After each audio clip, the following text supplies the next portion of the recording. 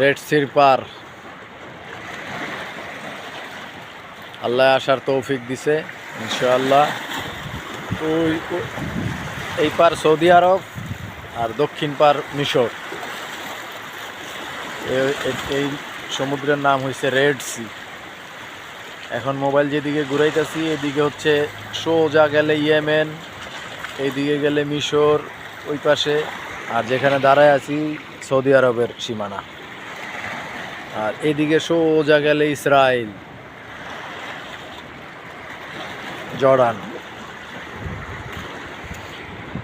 তো আলহামদুলিল্লাহ আল্লাহ দেখার তৌফিক দিছে, আল্লাহর অশেষ রহমত নিয়ামত অবশ্যই বলতে হবে ইনশাআল্লাহ। এটাকেই বলে রেড সি নদী।